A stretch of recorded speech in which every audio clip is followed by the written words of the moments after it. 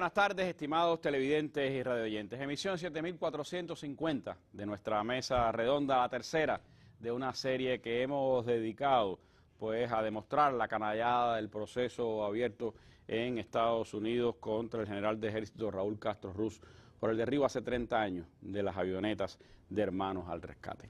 Sobre la defensa de la soberanía nacional y ese 24 de febrero de 1996 estaremos hablando esta tarde en nuestro programa y tengo el placer que me estén acompañando hoy en nuestro panel el compañero Armando Daniel López, presidente del Instituto de Aeronáutica Civil de Cuba, el primer coronel Salustiano Ruiz del Real, jefe del Departamento de la Fuerza Aérea del Ministerio de las Fuerzas Armadas Revolucionarias, el doctor en Ciencias José Luis Méndez Méndez, quien es investigador del Centro de Investigaciones Históricas de la Seguridad del Estado, Premio Nacional de Historia y un panelista de los fundadores de nuestro espacio. Y también me acompaña esta tarde el compañero Miguel Ángel Moreno Carpio, funcionario de la Dirección de Derecho Internacional del Ministerio de Relaciones Exteriores. Con ellos cuatro estaremos acercándonos a diversos ángulos de aquellos acontecimientos y de lo que significa para el país la defensa de la soberanía nacional. Así que los invito a que nos acompañen en nuestra mesa redonda de hoy.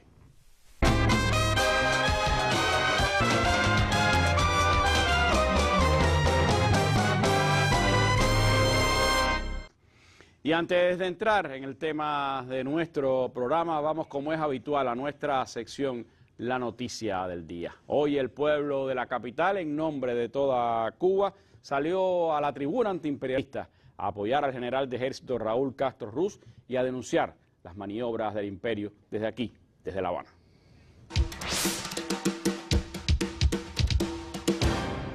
Una vez más, la histórica tribuna antiimperialista José Martí acogió la convocatoria de la juventud cubana para denunciar en esta ocasión la ilegítima acusación del gobierno de Estados Unidos contra el general de ejército Raúl Castro Ruz, líder al frente de la revolución cubana. Raúl para los cubanos es todo, es vida, es patria y es revolución. Raúl es el padre de todos los cubanos. Ningún patriota, ningún cubano es posible que pueda aceptar algo eso. Es nuestro querido Raúl el que nos ha defendido desde la sierra, desde nuestros primeros momentos. El pueblo responde muy rápidamente a todo tipo de provocaciones, pero ¿cómo responde? Con una cohesión admirable, con una cohesión infinita, todas las generaciones juntas. Mariela, ¿cómo está Raúl? ¿Cómo está? Bien, está muy bien, muy tranquilo, como viejo guerrillero. Él observa y se sonríe. Él sabe, además, lo que tiene que hacer. Además, siempre lo digo, a mí nadie me lleva vivo, a mí me cogen combatiendo. Desde horas muy tempranas, la movilización de capitalinos defendió el legado de soberanía y dignidad de un símbolo de patriotismo en estas tierras. Jóvenes y amigos de otras naciones del mundo no dejaron de señalar la obra de Raúl como impulsor de la paz y la independencia en la región de América Latina y el Caribe. Yo creo que es una persona muy importante. Es como un revolucionario también, un otro que nos ayuda a pensar, nos ayuda a raciocinar sobre lo que pasa en la América Latina. Esto como joven significa un compromiso con la patria, con la revolución, con Raúl, a quien intentan ahora amenazar, con nuestro pueblo, a quien intentan amedrentar, pero no lo van a lograr. Nosotros lo demostramos aquí, lo demostramos todos los días resistiendo el crudo bloqueo. Queremos paz, el pueblo de Cuba es un país de paz, es un país solidario, que ha compartido con muchos pueblos lo que tiene. Pero si nos agreden, nos vamos a defender y vamos a vencer. Queremos paz, queremos justicia, pero no le tenemos miedo y que lo sepan, siempre estaremos al pie de Raúl, al pie de Díaz-Canel y con Fidel en el pensamiento en su 100 aniversario. Continuador de la obra de Fidel, guerrillero de una trayectoria intachable como revolucionario y legado de patriotismo para las nuevas generaciones. Gisela García Rivero, Canal Cubano de Noticias. Bueno, es nuestra noticia del día, por supuesto, y con ella comenzamos esta mesa redonda que precisamente tiene que ver con esos argumentos que se daban hoy en la tribuna antiimperialista José Martí.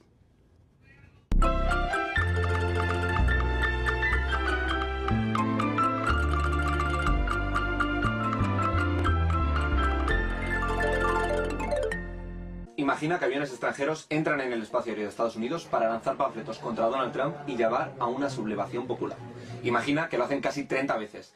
que están financiados por agencias de inteligencia extranjera y que las mismas organizaciones preparan atentados contra hoteles y fábricas estadounidenses. No hace falta imaginarlo, pasó, pero al revés. Pasó en Cuba en los años 90 y Trump lo está reviviendo ahora para preparar otra guerra. Hermanos al Rescate, una organización de exiliados cubanos en Miami, sobrevoló el territorio cubano durante años. Panfletos contra el gobierno, llamadas a una rebelión y vuelos de provocación cerca de objetivos militares. La propia Agencia de Aviación Civil estadounidense propuso retirarle la licencia a su líder, José Basulto, en 1995, y Cuba denunció reiteradamente los vuelos como una violación de su soberanía. Washington no hizo nada. 30 años después, el Departamento de Justicia de Donald Trump ha acusado e imputado a Raúl Castro, de 94 años de edad, por conspiración para matar estadounidenses, destrucción de aeronaves y homicidio. El guión ya lo vimos: las armas de destrucción masiva en Irak, las supuestas armas nucleares de Irán o, más recientemente, el narcoterrorismo del que se acusaba a Maduro. Y las comparaciones son odiosas. Desde septiembre de 2025, Donald Trump ha mandado atacar más de 35 supuestas narcolanchas en el Caribe y el Pacífico, dejando más de 140 muertos de varias nacionalidades. Algo que Naciones Unidas ha denunciado como ejecuciones extrajudiciales. Esto sí. Pregunta sincera: si Raúl Castro debe de ser juzgado por ordenar derribar avionetas que llevaban años violando su espacio aéreo, ¿qué habría que hacer con quien está ejecutando a más de 100 personas en aguas internacionales, sin juicio, sin pruebas y sin autorización del Congreso? Bueno, así se pregunta el equipo de Spanish Revolution en este video que circula hoy por las redes sociales y que nos sirve de excelente preámbulo para comenzar nuestra mesa redonda, hablando precisamente de aquellos protagonistas de los acontecimientos del 24 de febrero de 1996. El grupo Hermanos al Rescate y su cabecilla, pues que sin duda es parte de esa historia del terrorismo contra Cuba. Y nadie mejor que José Luis Méndez Méndez para hablarnos de Hermanos al Rescate y de José Basulto y aquellos acontecimientos del 24 de febrero. ¿Cómo se vincular pues a esta organización, a los planes agresivos contra Cuba de la década del 90, José Luis? ¿Qué historial tiene José Basulto? Mucho más antes incluso de aquellos acontecimientos de 1996. Un saludo a todos los que nos siguen. La tarea no es fácil. Los expedientes que tiene Basulto, José Jesús Basulto León, en agencias de Estados Unidos y en otras agencias es grueso. Recordemos solamente que, bueno, él, hijo de un prominente empresario de la empresa de azúcar de Puerto de Santa Lucía y también de otras empresas azucareras, salió para Estados Unidos el 11 a la edad de 17 años, a estudiar aviación, regresó a Cuba e inmediatamente salió a principios del año 60 para Estados Unidos. La CIA lo captó por sus condiciones, su fidelidad al sistema, y lo entrenó dentro de bases de Estados Unidos y también en Panamá.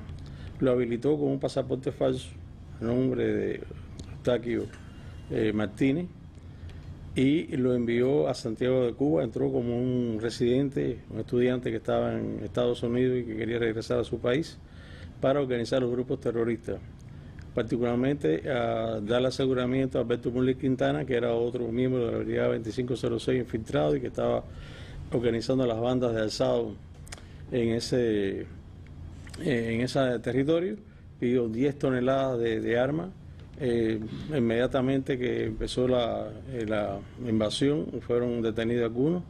Alberto Múnez le pidió ayuda para que lo sacara del país. Él dijo que no podía hacerlo y que, bueno, no es la primera vez que él hace, sería la primera vez, pero no fue la última, y dejó a Alberto Múnez en territorio nacional.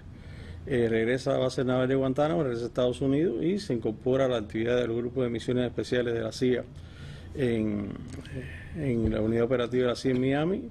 Realiza a nombre de la Directorio Revolucionario Estudiantil un ataque contra el Teatro Blanquita y Carlos Marx actualmente, y contra el edificio Sierra Maestra, en aquel momento el Hotel Rosita de Ornedo, el 24 de agosto del año 62, y inmediatamente regresa con pombo y platillo, proyecta su imagen con un connotado terrorista y sigue haciendo acciones. En el año 63 hizo otra infiltración por San Nicolás de Bari y también otra infiltración por Villa Clara para abastecer a los grupos internos con explosivos, armas y a los grupos que estaban en el alzado.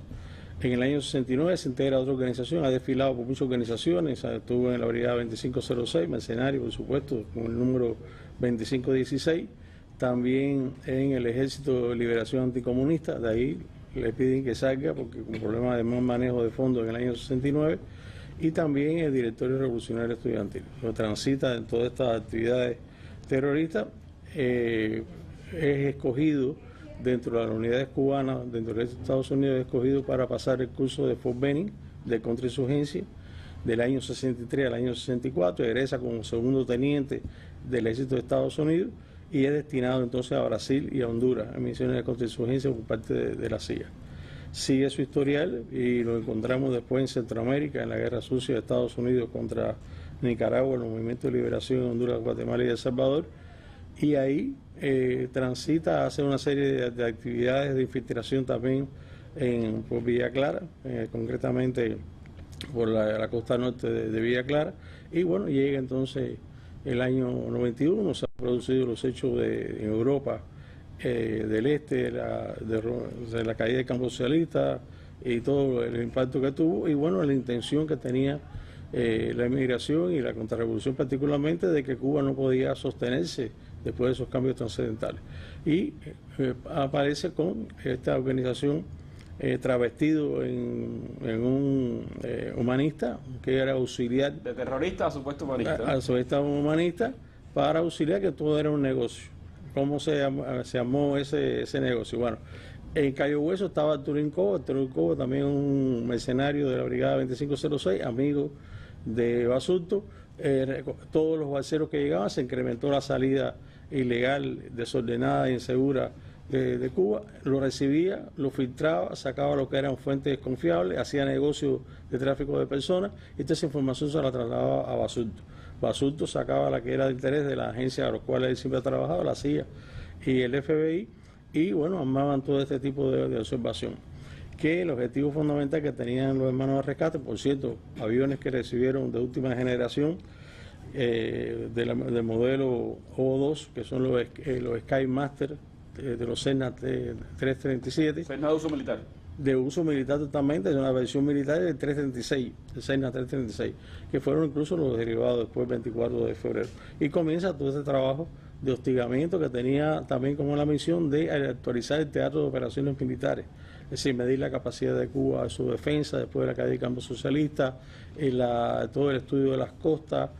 Apoyó infiltraciones de grupos contrarrevolucionarios, particularmente con el PUN, que es Partido Unido Nacional Democrático, dedicado al tráfico de drogas, y ahí donde se vincula el narcotráfico también, Basulto, sobre todo en la zona de Bahamas y particularmente en lo que era lo que sería el Congo Town, que era un centro de colocación de drogas procedentes del sur y con un destino a Estados Unidos, mayor consumidor. Entonces, ahí está la actividad. Y además, vinculado a otras organizaciones de hermanos de rescate, vinculado a otras organizaciones que incidían, como la Legión también de rescate, que también era un grupo de mercenarios, en este caso de pilotos traidores de la Fuerza Aérea Cubana, que se dedicaban también a este negocio de tráfico de personas y el estudio de la situación operativa en el país, de lo que estaba sucediendo, y se dio la escalada.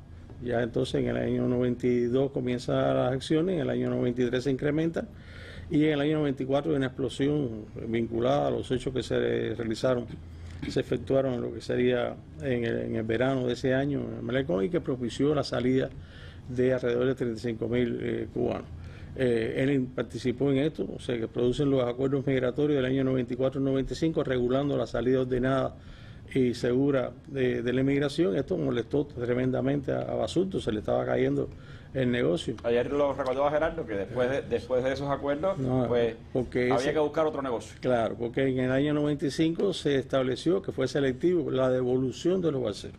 Y esto fue selectivo, unos lo mandaban para la base naval de Guantánamo, otros lo recibían porque tenían interés operativo con ellos, portaban información que era de beneficio para el sistema, y bueno, él estaba en contra de eso. Y empezó ya a lo que él llamaba el maine volante, que es crear una provocación que llevara a la confrontación directa militar entre Cuba y Estados Unidos. Es decir, que y bueno, el cómo de estos hechos, ya llevando a los hechos del 24 de febrero, fue que demandó al Estado cubano. Demandó al Estado cubano porque consideraba que había tenido daño y perjuicio este hecho, y que con los criterios de que había que no podía dormir, tomaba pastillas, tenía incontinencia urinaria y una serie de elementos. Bueno, fabrican esto, un juez lo aceptó como tal, y en el 2005 le otorgan $1.700.000 por esos daños de perjuicio a este señor, que fue el causante, el único culpable, el responsable total de la muerte de esos 4 miembros de Manos de Rescate en ese lugar. O sea que, resumida, esta es la historia. Hay mucho más que contar, su vínculo con el narcotráfico, su vínculo con el negocio de trata de personas, y también el uso desde un punto de vista de inteligencia, de la recopilación de información que iba destinado a la CIA, ¿no?, en sus planes agresivos contra Cuba. Algo de lo que se jactó incluso hace muy poco tiempo, en declaraciones a medios, en entrevistas que le han hecho, José Basulto ha reconocido el carácter violento de muchas de sus acciones, incluso planes que nunca llegaron a ejecutarse, pero que sí estaban en su mente y estaban también en el conocimiento de la CIA y del FBI, que conocía bastante bien todo el expediente criminal de José Basulto. Basulto, que además ese 24 de febrero sabía a lo que venía. Y terminó con incontinencia urinaria, pero dejó detrás 4 muertos, que son responsabilidad total de él, y que tienen que ver también con la permisibilidad que el gobierno de los Estados Unidos tuvo con las acciones de este grupo terrorista, que bajo la fachada de supuesta ayuda humanitaria o de rescate de balsero, como se llamaba, pues estaba en todas estas tareas de las que resumidamente José Luis Méndez nos ha contado esta tarde en nuestra mesa redonda. Pero cómo se dieron los acontecimientos, cuánto significa lo que pasó el 24 de febrero y otras 20 y tantas veces anteriores, de eso les propongo que hablemos ahora en nuestra mesa redonda.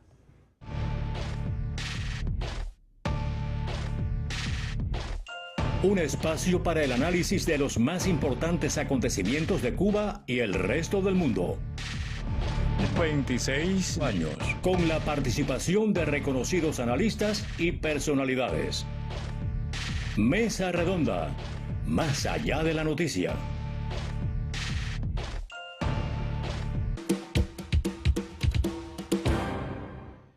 Bueno, el 24 de febrero de 1996 ocurrió aquel hecho que sin duda fue un asunto que conmocionó a la política entre Estados Unidos y Cuba. Era el propósito que buscaba esta mafia terrorista de Miami. Lo querían más grande, lo querían como algunos hoy, que hubiera una intervención militar contra Cuba.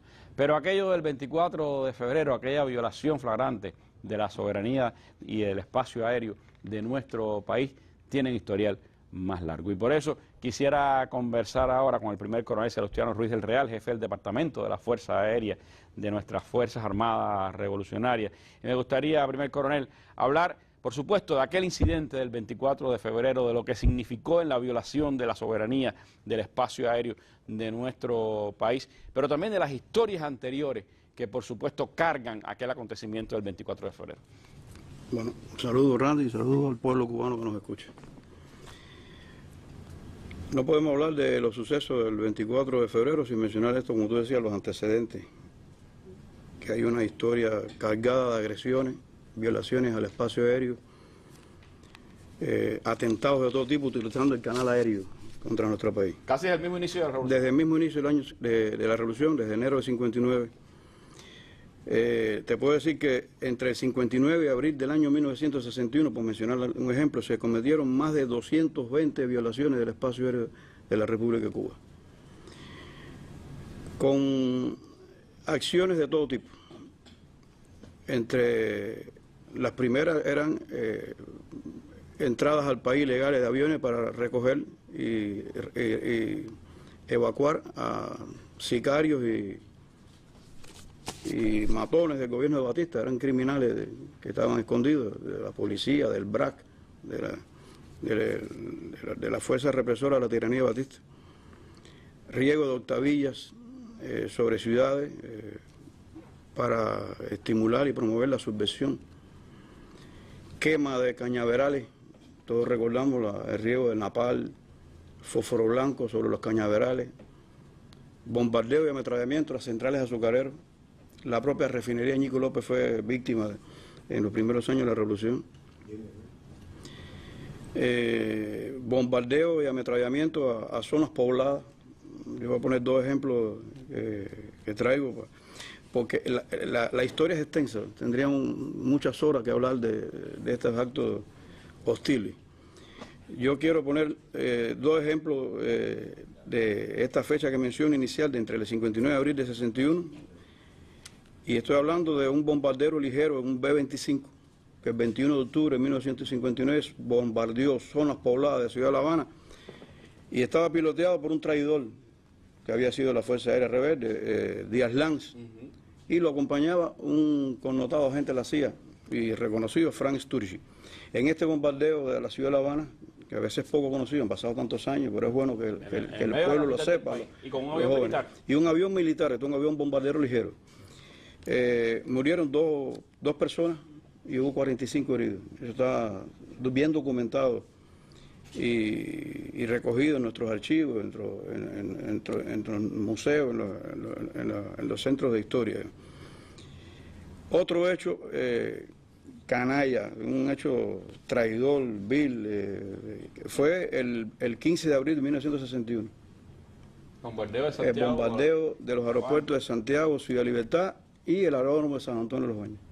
Enmascarado con falsas insignias de la Fuerza Aérea Revolucionaria, con matrículas nuestras, y tratando de hacer ver, después del bombardeo, aterrizar en Miami y hacer ver a la opinión pública que eran desertores de la Fuerza Aérea Revolucionaria.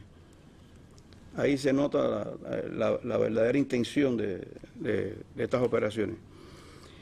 Estos fueron los años primeros, fueron años muy difíciles, pero la continuidad de estas agresiones aéreas fue década del 60, década del 70, década del 80, bueno, hasta los tiempos actuales, que estamos sufriendo constantemente estas violaciones, estas amenazas a violaciones o acercamiento incluso a nuestro espacio aéreo, a nuestra región de información de vuelo.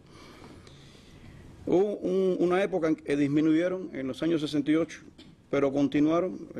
En los años iniciales, bueno, estuvo la crisis de octubre, sí, claro, que se conoce las violaciones con aviones de combate de la USAF, de la Fuerza Aérea de los Estados Unidos, las violaciones de los aviones de gran altitud y de una alta tecnología como el U-2, el SR-71, que está bien documentado. Los 80 con el SR-71. En los años 80, en los años... pero continuaron hasta esta época del contexto este que estamos hablando, del derribo de las avionetas. O sea, no hubo pausa. Eso fue constante. Estas agresiones, lo único que hicieron en favor de nosotros es consolidar la unidad del pueblo, el espíritu de lucha en torno al comandante jefe y general de ejército Raúl Castro Ruz, y fortalecer la capacidad defensiva de las Fuerzas Armadas Revolucionarias. Nos ayudaron a comprender quién es el enemigo de verdad y con quién de verdad teníamos que tomar todas las medidas para defender al pueblo y al espacio aéreo que es para los... Ahora bien, ¿qué pasó en estos momentos del año 1994, 1995, 1996? Estamos hablando en específico de los acontecimientos. Del contexto histórico ya se ha hablado bastante, del origen del Hermano Rescate en 1991. Al parecer en estos tiempos estaban envalentonados con todo el fin el derrumbe de la Unión Soviética. Pensaban que Cuba se desmerengaba como el campo socialista. Aquella teoría del fin de la historia de Francis Fukuyama, los Chicago Boys, y estaban, envalentonados, y pensaban que Cuba no iba a resistir, que entonces, ante esta oleada de emigración promovida por ellos también, hay un incremento de los vuelos de avionetas de estos hermanos al rescate. Yo adelante, si me lo permite, voy a hablar alguna cita que tengo aquí de la verdad sobre la destinación militar de estos aviones de hermanos al rescate. En este momento ocurren, previo al 24 de febrero, un grupo de violaciones que, bueno, podemos enumerar algunas. Se habló de 25 violaciones. Eran 25, pero aquí está demostrado y lo tenemos documentado en mapas, en información radar y una serie de posibilidades que tenemos para demostrarlo. Varias violaciones. 15 de mayo de 1994. 5 aeronaves, fíjense, son 5, procedentes de Florida, violaron el espacio aéreo cubano en la región occidental entre Cárdenas, provincia de Matanzas, y El Mariel, provincia de La Habana, en un trayecto entre 15 y 80 millas, manteniéndose a una distancia de la costa entre 1.5 y 5.5 millas náuticas. Aguas territoriales, espacio aguas aéreo territoriales, dentro. Más tarde hablaremos un poco sobre el espacio soberano nuestro. 17 de mayo de 1994, 2 aeronaves Cessna 337, de la que hablaba el doctor, de matrícula N58BB y N10-108LS, procedentes de Florida, violaron el espacio aéreo cubano en la región occidental entre Cárdenas, provincia de Matanzas, y El Mariel, provincia de La Habana, en un trayecto entre 15 y 80 millas también, manteniéndose a una distancia de la costa entre 1,5 y 5.5 millas. Hay otras más, vamos a citar la última, por el tiempo, son demasiadas. El 4 de abril de 95, o sea, más cerca de los sucesos, entre las 10 y 14 y las 10 y 57 horas, una aeronave, estamos hablando de horario de la mañana, y estamos hablando en horario normal, no en el horario de UTC internacional.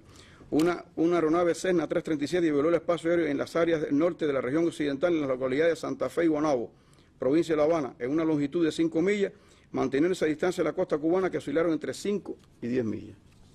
Esto fue entre el año 94 y 95. En 95 también se produjo una violación importante cuando el 13 de julio 4 aeronaves de los Estados Unidos, matrícula, aquí están las matrículas, entraron en el espacio aéreo cubano al norte de la ciudad de La Habana, penetrando en la zona prohibida MUP 1, zona prohibida de La Habana. O sea, ya en La Habana. En La Habana. Y sobrevolaron la ciudad de La Habana a muy baja altitud, de forma peligrosa y negligente. Todos sabemos que esto constituye un gran peligro para la navegación aérea y para la aviación civil. Esas 4 aeronaves penetraron en Cuba a la misma vez que embarcaciones de Estados Unidos estaban haciendo una famosa flotilla. Exactamente. No fue por accidente que las aeronaves violaron la soberanía cubana. El grupo Hermanos Rescate, entre otras cosas, había procurado provocar incidentes aéreos de forma pública, abierta y patente, violar la soberanía territorial cubana y hacer caso omiso de la reglamentación del Estado en que sus aeronaves estaban matriculadas. Además, el 13 de julio de 1995 se había tomado fotografía del centro de La Habana de estas aeronaves. Hay evidencias de esa fotografía, incluso jactancia de estos personajes en periódicos de Miami. Y en las propias televisoras. Jactándose de esto. Estas fotografías se habían publicado, estaban a la venta en Miami. El Cessna 337 de marcas de nacionalidad y matrícula N25006 era una de las aeronaves que habían sobrevolado la ciudad de La Habana el 13 de julio. Uno de los ocupantes en este vuelo era un reportero del Canal 6 de la televisión NBC, entonces Canal 4 Miami. En una grabación de video hecha por el reportero en este vuelo y difundida por el NBC en Miami, se veía caer al mar un flotador fumígeno al norte de La Habana. Y luego se veía la aeronave sobrevolando un flotador para marcar el lugar donde supuestamente se había hundido el remolcador de que se hablaba. Bien, estos fueron violaciones en estos años. Más tarde, en ese tiempo, sucede 2 violaciones en 2 días consecutivos, el 9 y el 13 de enero. Del año ya 96. En el año 96, o sea, poco tiempo antes de febrero, un mes prácticamente antes de febrero. ¿Qué ocurrió?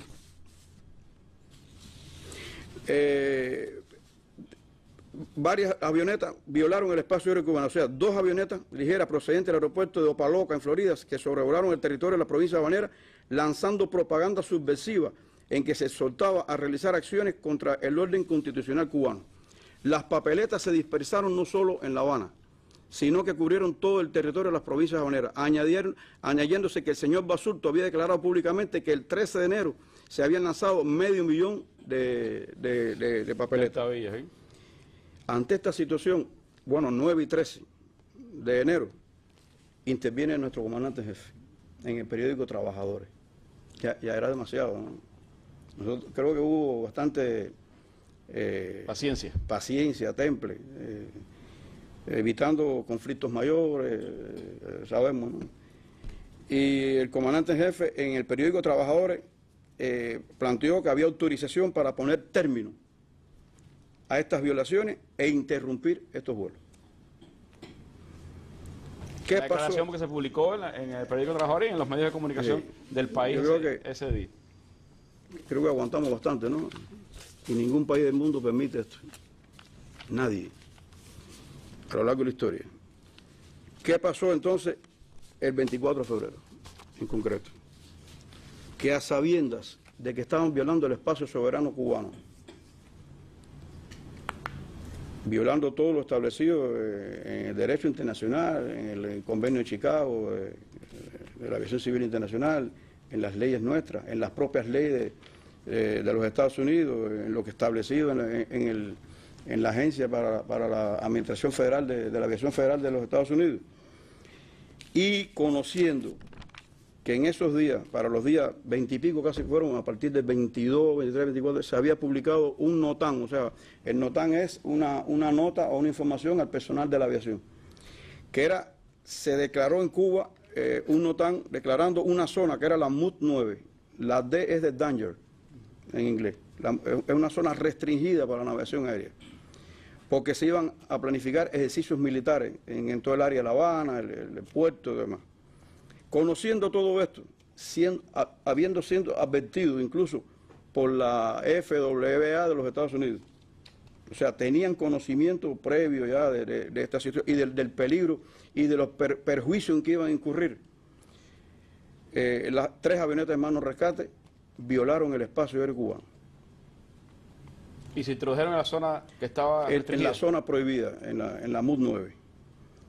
Estas aeronaves, hay que decir que esta información, este NOTAM, llegó a todas las instancias de aeronáutica de los Estados Unidos, a todos los servidores, a todos los explotadores, incluido el aeropuerto de Opaloca, en la Florida, de donde despegaron estas avionetas. Ocurre el derribo.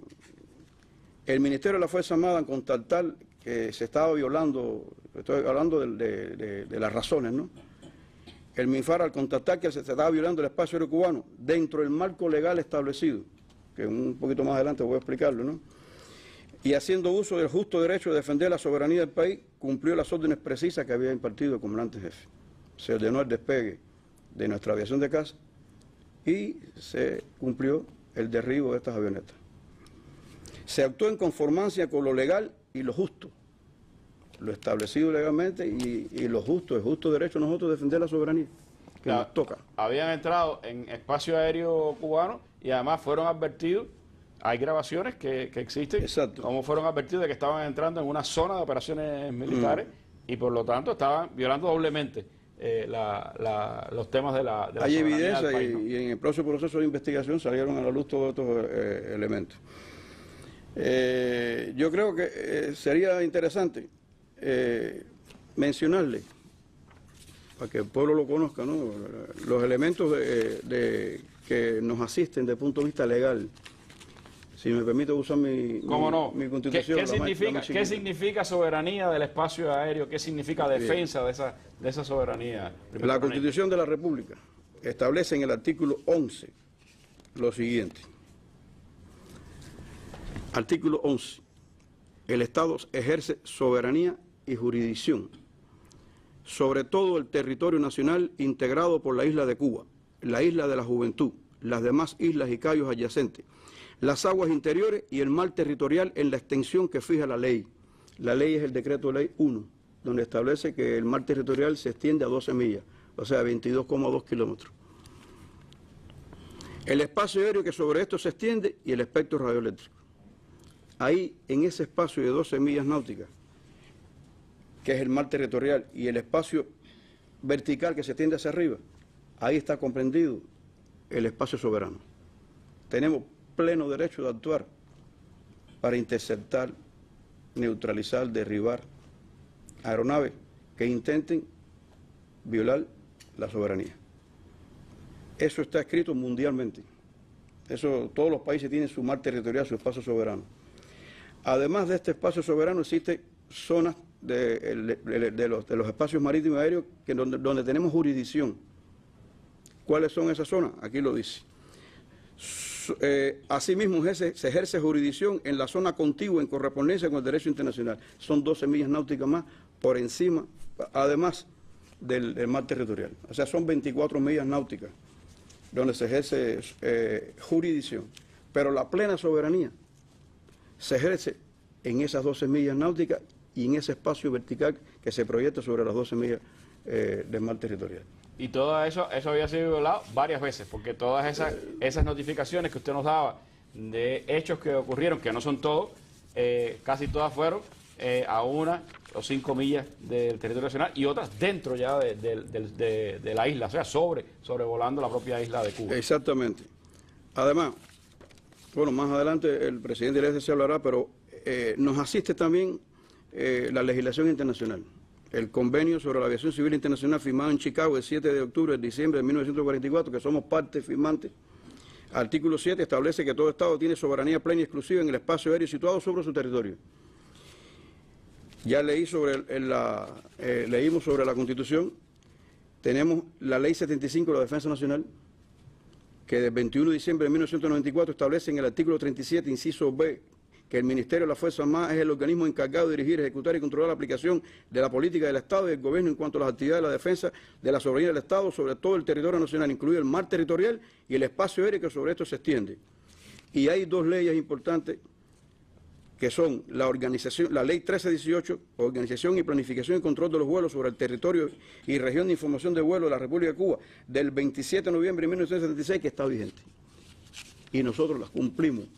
En Cuba la estamos cumpliendo. Y existe disposición de las Fuerzas Armadas de continuar cumpliendo con estas disposiciones y continuar defendiendo la soberanía nacional, defendiendo ese espacio soberano que es el espacio aéreo, el sagrado espacio aéreo.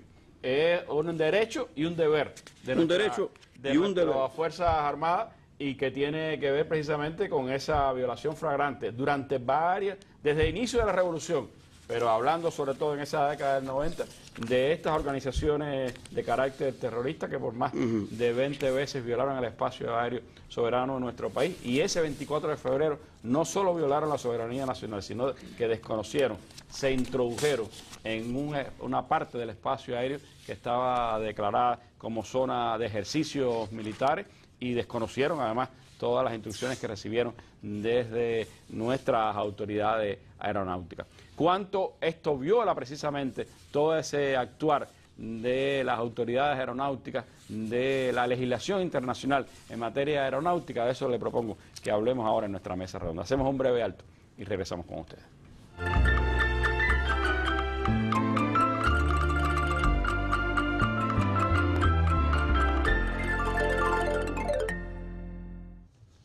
Y el espacio aéreo cubano y el del mundo, pues necesita estar organizado. Es parte de la seguridad que debe tener un ejercicio tan importante, pero a la vez tan peligroso como lo es la aviación internacional. Como aquel 24 de febrero se violaron no solo las legislaciones y los derechos de Cuba en su espacio aéreo, sino también la propia legislación internacional en materia de aeronáutica. Sobre eso quisiera que nos pudiera comentar en esta mesa redonda el presidente del Instituto de Aeronáutica Civil de Cuba, el compañero Armando Daniel López. Armando, ¿cómo aquellos acontecimientos del 24 de febrero, todos los que ocurrieron antes, ponían en peligro la seguridad de la aeronáutica civil, de los vuelos sobre nuestro país, y cuántas violaciones cometían de la propia legislación internacional en materia de aviación? Buenas noches, saludo al pueblo de Cuba. En primer lugar, Randy, nosotros vamos a ir repasando algunas cosas que el primer coronel Salustiano explicaba, que pensamos que tienen significación. Por ejemplo, cuando él hablaba de que Cuba era signatario del convenio de Chicago, queremos que el pueblo de Cuba sepa que en el año 1960 el gobierno cubano hizo una revisión de muchos convenios que tenía el país y se ratificó porque el comandante en jefe expresó que se observaba justeza en su propósito y que incluía a países con diferentes niveles de desarrollo y posibilidades económicas. Fíjense qué visión. Desde entonces, Cuba ha hecho un esfuerzo siempre por mantenerse apegado a todas las necesidades de la aviación y que ésta sea segura, eficiente, sustentable. Mantiene una representación permanente en ese organismo de la OASI, con la significación que en 6 ocasiones Cuba ha ocupado una posición en el Consejo, ocupándola en estos momentos por 3 años, en el periodo del 2025 al 2028. Quiere decir que la importancia en estos momentos de que Cuba cumpla estrictamente todos los protocolos, las regulaciones, las leyes, tiene vital importancia. En sus funciones, el Instituto Aeronáutico Civil de Cuba ha prestado atención a la ratificación de los instrumentos de derecho internacional, en especial los relativos a la protección de la aviación civil en actos de terrorismo. Países que se rezagan en esto, que no le dan importancia. Cuba es un ejemplo. También formamos parte de la Organización Regional de Norteamérica, Centroamérica y el Caribe, que la integran 22 estados. Lo hasta aquí se contradice, se contrapone con la constante violación del espacio aéreo de la República de Cuba, fundamentalmente en los años de 1994 y 1995, llegando a una situación extrema el 24 de febrero de 1996, como ustedes explicaban ahora, con las aeronaves de Hermanos al Rescate. Este propio día, en horas de la mañana, se recibe ese plan de vuelo. Yo voy a tratar de lo que diga sea nuevo y no repetir lo que se había explicado. Y ya desde allí, el centro de control nuestro empieza a alertarle y a decir que es necesario que cuando opere cumplan los límites establecidos. Y miren, desgraciadamente o dolorosamente, hasta dónde se llegó. Estos planes de vuelo se le dice, sí, está bien, vuelen en la región, se le da los límites. Una vez que se comienza el vuelo y que ya se empiezan a aproximar, uno de los pilotos informa al Centro de Control de Tránsito Aéreo de Cuba que pasaría de los 24 norte. O sea que ya no estamos hablando de una violación normal, ya hay una provocación directa. Y desde el centro de control se les responde, están activadas las zonas prohibidas, como se explicaba, pero le insiste el controlador, es peligroso, por favor, retírense, no penetren. Y sorprendentemente, a las 3:17 pasado meridiano de ese propio día, la aeronave N-2506 informa que está a 11 millas de La Habana y que qué bonita se veía. Es doloroso que cuando está en juego la vida de personas en una actividad de este tipo se usen jaranas de tal magnitud. Esto no lo entiende un militar ni lo entiende solamente un ingeniero, un profesional. Un campesino que oye esto lo va a entender a la perfección. La violación del espacio aéreo de la República de Cuba está contemplado en el convenio, donde dispone en el artículo 3 que ninguna aeronave de un estado contratante podrá volar sobre el territorio de otro estado o aterrizar sin haber sido autorizado. Además, se viola, como se explicaba, la ley 1218 y 1318, como se explicaba anteriormente. Pero oigan, reglamento para el sobrevuelo en el territorio nacional, la 1218, la 1318 para la organización, control de los vuelos sobre el territorio y la región de información de la República de Cuba. O sea que desde qué distancia se le puede ir alertando a una aeronave, tenga cuidado, no penetre en la zona, y evitar un hecho, una catástrofe o un incidente de esta magnitud. Estas aeronaves incumplieron también permanentemente el artículo 12 del Convenio de Chicago al no llevar su marca de nacionalidad a donde quiera que operaban. Fíjense cómo vamos acumulando cositas. Es importante señalar que la resolución que emitió el Consejo de la OASI con respecto al incidente del 24 de febrero del 96 en Cuba reafirma, y leo textualmente, el principio de que cada estado contratante adoptará medidas apropiadas para prohibir el uso deliberado de aeronaves civiles matriculadas en dicho estado, que para cualquier propósito y sea incompatible con los fines del Convenio sobre Aviación Civil Internacional. Esto evidencia que el reconocimiento de que estas aeronaves no estaban en función de actividades civiles. La esencia de la pregunta, Randy, que me hacías, como se puede observar, la acumulación de tantas violaciones, de tantas imperfecciones y irregularidades en el cumplimiento de las operaciones que estuvieron presentes, son un conjunto de violaciones tanto del Convenio de Aviación Civil como de las leyes importantes del Estado cubano que ponen en peligro la seguridad operacional y en particular en la región a que se hace referencia, entrada y salida a aeronaves de flujo de itinerarios internacionales y nacionales. Muchas gracias. La zona de La Habana, que es la zona de mayor paso de aviones en nuestro país, ¿no? Así mismo. Y ese día se estaba violando nuevamente esa zona del espacio aéreo cubano, una zona además que estaba con restricciones, repito, por el tema militar. Era el 24 de febrero de 1996 y el insolente que hablaba así era José Basulto, la aeronave 2506, se sabe que era la de José Basulto, que después salió y dejó abandonado a los 4 que fueron los que finalmente fueron alcanzados. Él sí salió echando en aquel día, pero dejaba atrás a esos 4 que vinieron junto con él y que fueron las víctimas de aquella componente organizada por José Basulto, con el conocimiento de las autoridades estadounidenses, porque como se decía acá, hay que reportar la salida de esos aviones. Se sabía en Estados Unidos que esos aviones volarían en dirección hacia Cuba, y a pesar de todas las advertencias que Cuba había hecho a las autoridades norteamericanas, a pesar de aquella declaración pública que a inicio de 1996 se había hecho, de que Cuba no permitiría más violaciones de su espacio aéreo, ocurrió aquellos acontecimientos del 24 de febrero de 1996.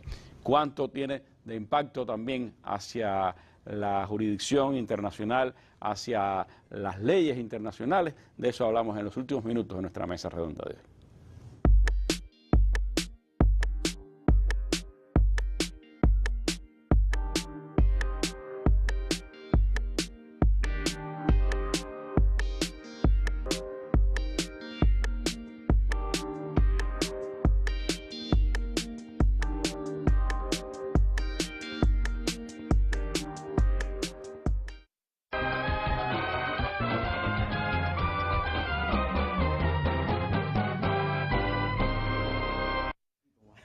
Bueno, hay un elemento que siempre conviene recordar y que está en la historia de Hermanos al Rescate, y es que aquellos aviones Cessna fueron adquiridos por Hermanos al Rescate a través de las gestiones de la congresista de origen cubano, Iliana Ross Letner, la tristemente célebre Loba Feroz, aquella que intentó secuestrar también a Elian González allá en Estados Unidos. Pues Iliana Ross fue quien le solicitó a la Fuerza Aérea de los Estados Unidos que le concediera estos Cessnas que estaban en El Salvador a los Hermanos al Rescate y que fueran utilizados después para aquellas supuestas operaciones humanitarias que terminaron en aquellas provocaciones durante los años 94, 95 y 96 contra nuestro país. Sobre ese particular y sobre lo que representan estas violaciones de cara al derecho internacional, a lo que establece la jurisdicción internacional, cómo se define en ese derecho internacional también el tema de la soberanía de un Estado sobre su espacio aéreo. Quisiera que nos hablara en estos minutos finales de nuestra mesa redonda el compañero Miguel Ángel Moreno Carpio, quien es funcionario de la Dirección de Derecho Internacional del Ministerio de Relaciones Exteriores. Miguel Ángel. Muchas gracias. Un saludo al pueblo de Cuba y a quienes nos acompañan acá en la mesa. Bueno, quisiera comenzar por donde podíamos terminar.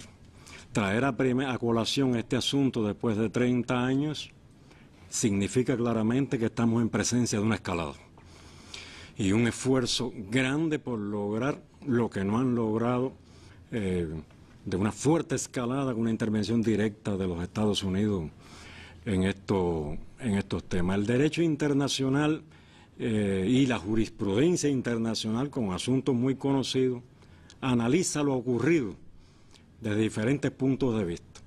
dando una especial atención al tema de la soberanía. Todos los compañeros, el primer coronel se refería al concepto de soberanía, pero debemos entender que la soberanía, tanto en Cuba como en cualquier parte, es un concepto que es absoluto, es vertical, es total. La soberanía se le respeta totalmente a los estados en el espacio territorial y aéreo marítimo en el que la ejerce. Por tanto, cualquier aeronave que penetre al espacio que abarca la soberanía, ese vuelo no es inocente, excepto que esté autorizado o amparado por un pacto o un convenio.